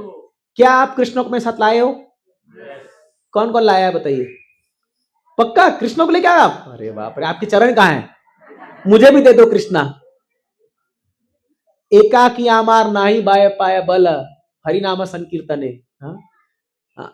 कृष्णा से तोमार कृष्णा दीते पार, तुम्हारा सकती आछे आमी तो कंगाल, कृष्णा कृष्णा बोली धाई पाछे पाछे। ओए वैष्णव ठाकुर, तो आप सब बड़े भाग्यशाली, आप कृष्णा को लेके आए हो साथ में। Y God, do you believe that what you have brought is Krishna? क्या आपको फेथ है जो आप लाए वो कृष्णा है? 100%? आपको लगता है वो आपको सुनेंगे आज? 100%? Yes, he will listen to you. अब सुनिए concept. You want break or should we continue? Continue, okay. मजा आ रहा है अभी? हाँ, ऐसा लग रहा है आप लोग। आप समझिए, अभी जो हम एक्सरसाइज करने वाले हैं इसका नाम है एलोन विद कृष्णा। ऑल्दो हम इतने सारे लोग हैं, हम सब साथ में हैं, और हम लोग जिंदगी में बहुत सारे लोगों से मिलते जुलते हैं, बट हमारी अपनी भी एक जिंदगी है। उस जिंदगी के रस को कभी खोना नहीं चाहिए। देखिए, एक बात आप समझिए, इस दुनिया में हम सबसे ज्यादा किसी से प्यार करते हैं, वो है खुद से। ये बात मैं नहीं बोल रहा हूं, सुखदेव गोस्वामी भागवतम में बोलते हैं। पता है आपको कब बोलते हैं ये? परीक्षित महाराज एक प्रश्न पूछते सुखदेव गोस्वामी को कि व्यक्ति अपने आप से इतना प्रेम क्यों करता है। ये प्रश्न खुद पूछते हैं। बोलते कि हालांकि व्यक्ति के, आप बोल सकते हैं मुझे मेरा बच्चा बहुत प्यारा है, मुझे मेरी पत्नी बहुत प्यारी है, कोट अनकोट, मुझे मेरे माँ बाप बहुत प्यारे हैं, या बोल सकते हो, आप बोलोगे ये चीजें, बट क्यों प्यारे हैं? क्योंकि वो मेरे हैं। दूसरे के बच्चे आपको उतने प्यारे नहीं लगते। वो मेरे हैं। ये जैसे ही सब मेरा आता है आपका प्रेम बढ़ जाता है। मेरा मेरा बच्चा है, मेरी पत्नी, मेरे माँ बाप, मेरे मेरे मेरे। तो परिश्रमा पूछते हैं ये मेरे आदमी मैं से क्यों प्रेम करता है इतना? Why do I like myself? Then Sukadeva tells a very beautiful, brilliant answer. He tells because that मैं, वो जो मैं हूं, वो भगवान कृष्ण का पार्ट एंड पार्सल है। क्योंकि एक जीवात्मा कृष्ण से बहुत प्रेम करता है, और क्योंकि वो जीवात्मा कृष्ण का ही पार्ट एंड पार्सल है, इसलिए वो खुद से बहुत प्रेम करता है। आप समझे कि नहीं? इसका एग्जाम्पल समझ सकते हैं। मैं बोला ए व्यक्ति है, अगर ए व्यक्ति बी से बहुत प्रेम करता है और बी सी से बहुत प्रेम करता है, तो स्वाभाविक है ए और सी बहुत प्रेम करेंगे दूसरे से। स्वाभाविक होना चाहिए ऐसा, अगर ओरिजिनल प्रेम है तो। करेक्ट? आप समझ रहे हो? जैसे मैं किसी से प्रेम करता हूं और वो किसी से बहुत प्रेम करता है, तो मैं भी रिलेशन डेवलप करूंगा। अब यहां पर mathematically A is equal to C. A B से बहुत प्रेम करता है, बी सी से बहुत प्रेम करता है, और ए इज इक्वल टू सी। तो वो जो ए है वो अपन शब्द है, और वो जो सी है वो भी अपन शब्द है। तो इसीलिए हम अपने आप से बहुत प्रेम करते हैं। कई बार हम जिंदगी में अपने आप से प्रेम करना भूल जाते हैं, दूसरों को प्रेम करते करते करते करते, या एक्सपेक्ट करते करते करते करते करते। We don't love ourself. इसको बोलते हैं सेल्फ नेग्लेक्ट। ये बहुत हानिकारक होता है। हाँ, कई बार हम, जैसे हम लोग भी कई बार प्रचार में इतना घुस जाते हैं कि अपना साधना छोड़ देते हैं, अपना केयर नहीं करते हम लोग, which is very detrimental for our Krishna consciousness. So there has to be some time जहां पर हम अपने साथ अपना एकांत में समय बिताएं। इसीलिए हमने आज 1 घंटे के लिए ये एक्सरसाइज आपके लिए रखा है, एलोन विद कृष्णा। तो अभी आपको उसमें क्या करना है, आपको एक शीट दी जाएगी। अभी सबसे पहले आपको अभी बाहर जाना है, और ओके, उससे पहले मैं आपको एक कॉन्सेप्ट बताऊंगा, जस्ट 5 मिनट्स, तो आपको और इंटरेस्टिंग मजा आएगा इसी में। श्रील जीव गोस्वामी अपने संदर्भों में एक बहुत इंपॉर्टेंट कॉन्सेप्ट लाते हैं जिसका नाम है अति देश। मेरे पीछे बोलिए, अति देश, अति देश, अति देश। ये जिंदगी भर आपको याद रखना, इसे 3 बार रिपीट कराया। अति देश कॉन्सेप्ट क्या है? एक पूरे, समझ लीजिए, एक पूरी दुनिया को एक जगह से लेकर दूसरे जगह पे रखना। ठीक है, एक एग्जांपल देता हूं आपको। जैसे मान लो मैंने बाबा मानपू को बोला, बाबा मानपू आज मुझे लंच में जो है गाजर का हलवा, रोटी, सब्जी, ये मुझे खाना है। मान लो मैंने बोला इनको, ये मेरे लिए प्लेट बना के लाओ। और फिर उन्होंने कहा प्रभु हृदय माधव के लिए क्या प्लेट लाऊं? मतलब वही उनके लिए ले आओ, वही उनके लिए ले आओ। तो मैं जब सच बोला वही, उसका मतलब क्या इंप्लाई करता है कि उस प्लेट में भी गाजर का हलवा, पूड़ी, सब्जी सब होना चाहिए। जो मेरे प्लेट में है वो सब उनके प्लेट में भी होगा। तो मैंने रेप्लिका कर दिया मेरे प्लेट को उस प्लेट में। ये ग्रॉस कॉन्सेप्ट है। अब इसका स्पिरिचुअल कॉन्सेप्ट समझिए। आप जब इस्कॉन खारका मंदिर जाते हो, आप सुंदर राधा मदन मोहन जी के विग्रह को देखते हो, आपको बिलीफ है कि वो कृष्णा है? पक्का? आप जयपुर गए और ऐसी सेम मूर्ति किसी दुकान में बिक रही होगी, ऐसी सेम कृष्णा की तो कई मूर्ति रहती है ना, काली, आप देखते ना, मार्बल की दुकान में चल जाओ, क्या आपको लगता है वो कृष्णा है? कृष्णा और आप ऐसे ही रखे उसको रोड पे, कई बार रोड में नहीं खड़ी रहती मूर्ति, देखते नहीं, आप जाते हो मार्बल की दुकान में, कृष्णा खड़े रहते हैं मार्बल के। तो वो कृष्णा और ये दिखने में सेम है, बट ये कृष्णा है, वो कृष्णा नहीं है। क्यों? प्राण प्रतिष्ठा। करेक्ट, प्राण प्रतिष्ठा। यहां आपको फेथ क्यों आ रहा है? क्योंकि एकदम गॉर्जियसली उनको एकदम आरती कर रहे, वो कर रहे हैं। बट स्पिरिचुअली देखोगे तो जो प्राण प्रतिष्ठा होती है, जो अभी उसका 1 साल होने आ रहा है हमारा, 15 जनवरी को जो हुआ था लास्ट ईयर में, उसमें क्या करते हैं, एक शुद्ध भक्त भगवान कृष्ण को स्पिरिचुअल वर्ल्ड से, उनमें उनके स्पिरिचुअल वर्ल्ड के सहित अतिदेश के कॉन्सेप्ट के साथ उतार देते हैं इस भौतिक दुनिया में। दिस इज कॉल्ड अतिदेश। ये कॉन्सेप्ट एक पूरी स्पिरिचुअल वर्ल्ड को उतार करके मटेरियल वर्ल्ड में ला देते हैं। इसका और एग्जांपल आपको देता हूं। जैसे एम्बेसी होती है, अमेरिकन एम्बेसी है इंडिया में, जापान, अलग अलग कंट्री अपनी एम्बेसी बनाते हैं ना। तो जब आपको उस देश जाना है तो वहां जाके परमिशन लेना पड़ता है आपको। वहां पर उनके देश का रूल फॉलो होता है, जानते हो आप? जैसे अगर आप भारत में हो और आपको अमेरिका जाना है, तो जब आप अमेरिकन एम्बेसी जाओगे तो वहां पर अमेरिकन रूल्स फॉलो होते हैं। आई एम करेक्ट प्रभु जी? तो है Bharat, but rule America follow हो रहा है। क्यों? क्योंकि उनका रेप्लिका एक बना के रखा हुआ है, अति देश, वो सेम चीज उतार दिया यहां पर। वैसे ही स्पिरिचुअल वर्ल्ड से शुद्ध भक्त भगवान को उतार करके मेटेरियल में ला देते हैं, इसलिए डीटीज में जान फूंक देते हैं वो लोग, और वो सेम कृष्णा है। नाउ इंटरेस्टिंग पॉइंट अगेन, अब ये तो मार्बल की डीटी है। 8 प्रकार की डीटी बनते हैं, आपको पता है? 8 चीजों से डीटी बनते हैं। क्या क्या? स्टोन, वुड, मार्बल स्टोन हो गया ना, स्टोन, वुड, मड, हाँ क्ले मड हो गया, then paint, then ornaments, correct, jewellery से बनते हैं 5, मेटल, एंड उसमें एक है माइंड, एक माइंड भी है, मन से डीटी बनते हैं। तो जब एक शुद्ध भक्त भगवान कृष्ण को उतार करके स्पिरिचुअल वर्ल्ड से मेटेरियल में ला सकते हैं, तो क्या हम मन में नहीं ला सकते कृष्ण को? वो भी तो डीटी है। तो आप मन में भी कृष्ण को ला सकते हो, आप माइंड में भी ला सकते हो। कैसे? हेयर कम्स द क्रक्स, यहीं पर है वो चीज। क्या वो चीज है जिससे वो परम भगवान कृष्ण आध्यात्मिक जगत से उतर करके भौतिक जगत में आ जाते हैं या हमारे मन में आ जाते हैं? तो ये श्लोक आपने सुना है, लेकिन ये मेरे लिए भी आई ओपनर था। कितनी बार हमने श्लोक को सुना है, लेकिन हमने समझा नहीं कभी। अतः श्री कृष्ण नामादि, बोलिए, अतः श्री कृष्ण नामादि न भवेत ग्राह्य इंद्रिय, न भवेत ग्राह्य इंद्रिय सेवोन्मुखे ही जीवादो, सेवोन्मुखे ही जीवादो स्वयं एव स्फुरत अधः, स्वयं एव स्फुरत अधः। अतः श्री कृष्ण नामादि न भवेत ग्राह्य इंद्रिया, अपने भौतिक इंद्रियों से कृष्ण के नाम रूप गुण लीला को नहीं समझ सकते हो। You can not understand. रूप गोस्वामी कह रहे हैं ये न भवेत, मतलब समझना, ग्राह्य means material senses, you can not understand, but there is one thing, सेवोन्मुखे।